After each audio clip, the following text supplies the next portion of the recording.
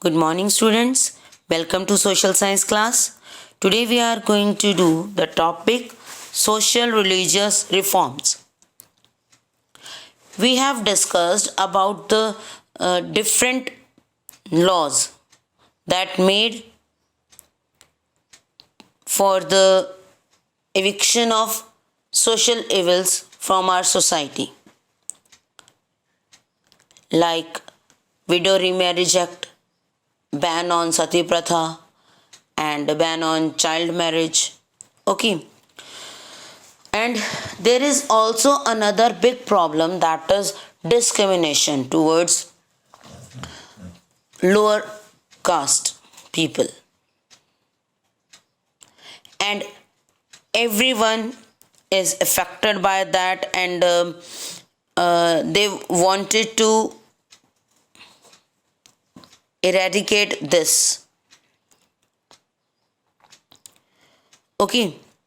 Firstly, only the educated one or the developed one raised their voice against this discrimination. But when lower caste came to know about this discrimination and they get educated, then they themselves rose their voice against this social injustice and evils in the society. The close contact with Western science, literature, and thought changed the mindset of Indians. When we started reading different literatures, different languages, different things, different books, it changed our mindset. Okay.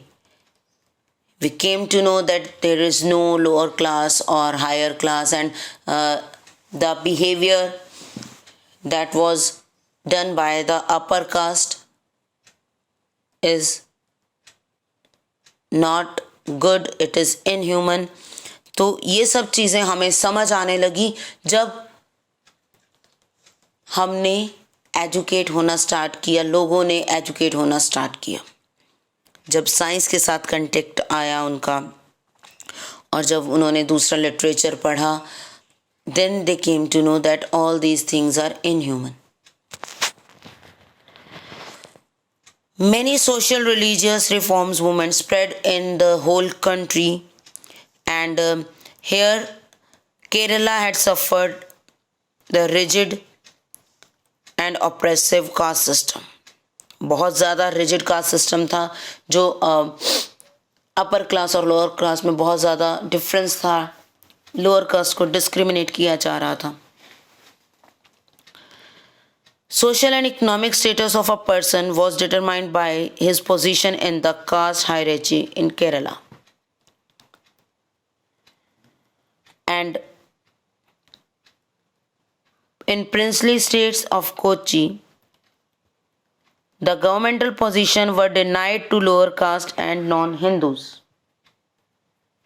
तो केरला जो था वहाँ सबसे ज़्यादा discrimination था, सबसे ज़्यादा caste system था, एंड जो गवर्नमेंट पोजीशंस थी, गवर्नमेंट जॉब्स थी, वो सिर्फ हिंदूज़ को दी जाती थी, और हिंदूज़ में भी अपर कास्ट के लोगों को. ठीक है, it was not given to the lower caste people. And their economic status is also based on social status. If they are from upper caste, only then they had a good income and a good economic status. Okay. If they were belong to lower caste, they had to live outside the town, or a very less income was there for them. So these were the problems in Kerala, casteism. Okay, so here was a reformer, Shri Narayan Guru. He was a Hindu sant and social reformer. He was born in Izava community of Kerala. He campaigned against caste system untouchability and Brahman dominance and discrimination against the lower caste. Shri Narayan गुरु जो हिंदू संत थे, he opposed all these evils that were practiced in Kerala. जितनी भी evils Kerala में practice जा रही थी, जो use की जा रही थी, उन्हें श्री नारायण गुरु ने ओपोज किया, एक कैंपेन स्टार्ट किया उनके against, untouchability, caste system, Brahminism के अगेंस्ट, कि ब्राह्मण्स जो है वो डोमिनेट कर रहे हैं लोअर कास्ट को और डिस्क्रिमिनेशन किया जा रहा है लोअर कास्ट के साथ.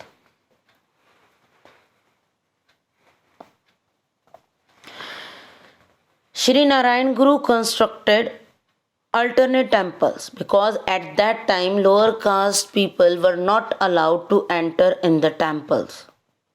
ठीक है, उनको नीची जाति कहकर टेम्पल से दूर रखा जाता था, टेम्पल्स में जाने से मना किया जाता था, उन्हें अशुद्ध बोला जाता था. ठीक है, तो श्री नारायण गुरु constructed alternate temples and propagated for one God. उन्होंने अलग से अपने टेम्पल्स बनाए कि यहाँ पर सभी जा सकते हैं और एक ही गॉड है, इस चीज़ को प्रीच किया, स्प्रेड किया. एक कास्ट है, गॉड ने किसी को अलग अलग कास्ट में नहीं पैदा किया और सबका एक ही रिलीजन है. He opposed conversion to other religions as the way to escape from suffering. At that time, many lower caste people changed their religion. They converted themselves to Christians or Muslims. ठीक है, तो श्री नारायण गुरु oppose this conversion. उन्होंने इस conversion को oppose किया कि ये दुखों से भागने का तरीका है, सफरिंग से भागने का तरीका है कि हमें ये नहीं मिला तो हम दूसरी जगह चले जाते हैं. You have to fight for your problems, need not to escape from that. हम प्रॉब्लम से भाग नहीं सकते हैं, हमें भागने की ज़रूरत नहीं है, हमें प्रॉब्लम को फेस करना है, उसे सॉल्व करना है. तो जो कन्वर्जन है, it is only the escape from the suffering. ठीक है, तो श्री नारायण गुरु कहाँ से बिलोंग करते थे? He belong to Kerala. He was a Hindu sant and social reformer. He constructed alternate temples. He preached for one God, one religion, one caste. He campaigned against casteism, untouchability, Brahman dominance and discrimination against the lower caste. Okay.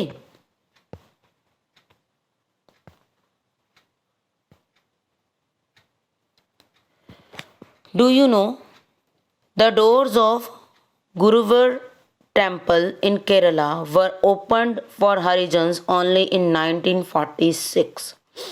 Harijans जो lower caste कहा जाता था, उनके लिए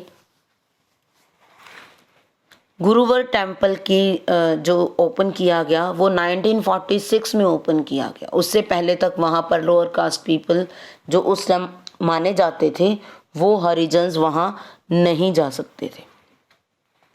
okay. Next is Jyotiba Phule. Jyotiba Phule was a social reformer of Maharashtra. He belonged to Maharashtra. Very good. And he founded Satya Shodhak Samaj, an organization that worked for the upliftment of low and oppressed class. Phule considered education as a means of liberation and started a special school for underprivileged class. He was successful in creating awareness about the miserable condition of the depressed classes. His campaign for the removal of untouchability and upliftment of lower caste took the form of an anti-Brahman movement. He rejected Indian National Congress Party as he defined it the party of rich and upper caste. तो जो ज्योतिबा फुले थे, he belong to Maharashtra, good, and he also oppose the discrimination, ठीक है, और वो education को एक liberalism का यानी कि फ्रीडम का और अपलिफ्ट होने का एक टूल मानते थे। And he started many schools for under privileged classes, यानी कि लोअर कास्ट के लिए जिन्हें उस टाइम पर एजुकेशन का राइट नहीं था, उनके लिए ज्योतिबा फुले ने बहुत सारे स्कूल्स स्टार्ट किए। He rejected the Indian national Congress, उन्होंने इंडियन नेशनल कांग्रेस का मेंबर होना रिजेक्ट किया, क्योंकि वो ये सोचते थे Indian national Congress is the party of upper caste and Hindus only and rich people only. Okay, और उनकी जो मूवमेंट थी अनटचेबिलिटी और upliftment of lower caste, it took the form of an anti ब्राह्मण मूवमेंट, कि वो ब्राह्मण्स के against हो गए थे। उनकी ये मूवमेंट ब्राह्मण्स के अगेंस्ट एंटी मानी जाने लगी कि जो वो लोअर कास्ट के लिए वर्क कर रहे थे, तो कहीं ना कहीं वो एंटी ब्राह्मण मूवमेंट ये फॉर्म उसने ले लिया था। ओके, एंड ही स्टार्टेड सत्य शोधक समाज।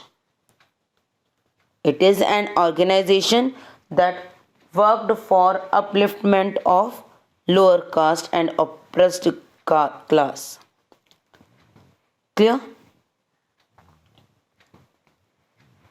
So this is Jyotiba Phule.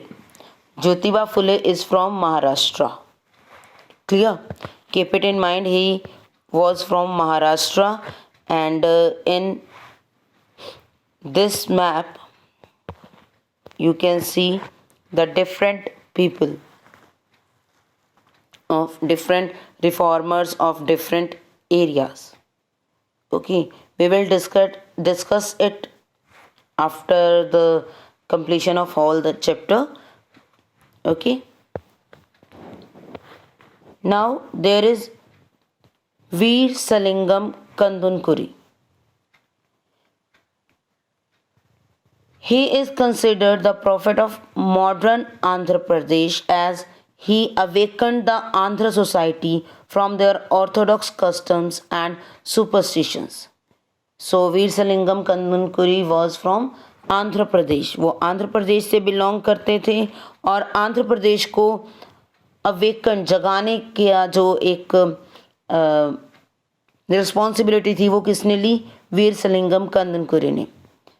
ठीक है, उनकी जो आंध्र प्रदेश में ऑर्थोडॉक्स सिस्टम था, कस्टम्स थे, सुपरस्टिशंस थी, उससे बाहर लाने का एक रिस्पॉन्सिबिलिटी वीर सलिंगम कंदनकुरी ने फुलफिल की।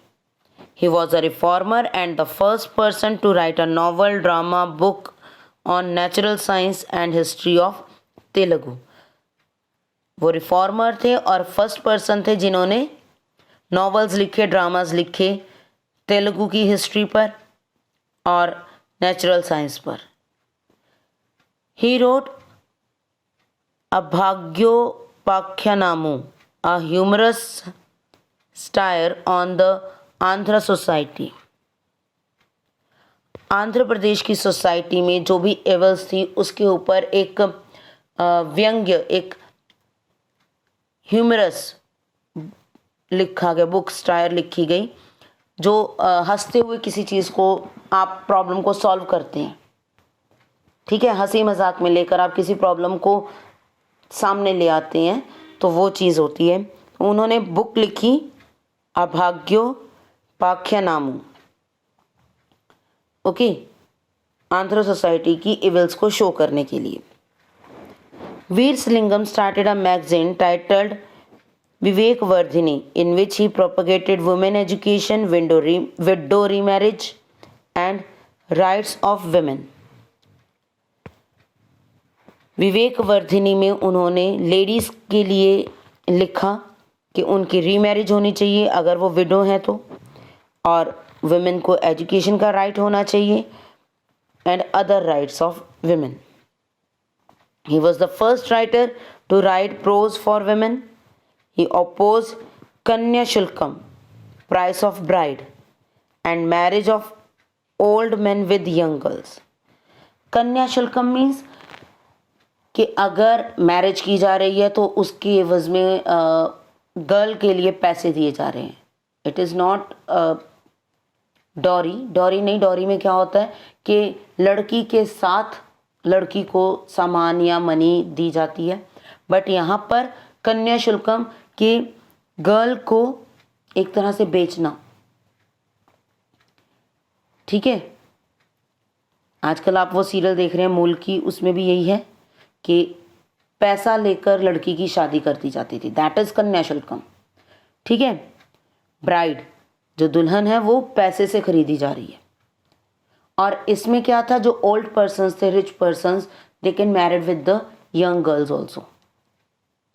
ठीक है. तो पैसा देकर वो गरीब जो पेरेंट्स थे, जो पुअर पेरेंट्स थे, उनसे उनकी बेटियां ले जाते थे. तो दैट इज कन्या शुल्कम. तो वीर सलिंगम ओपोज्ड कन्या शुल्कम एंड ओल्ड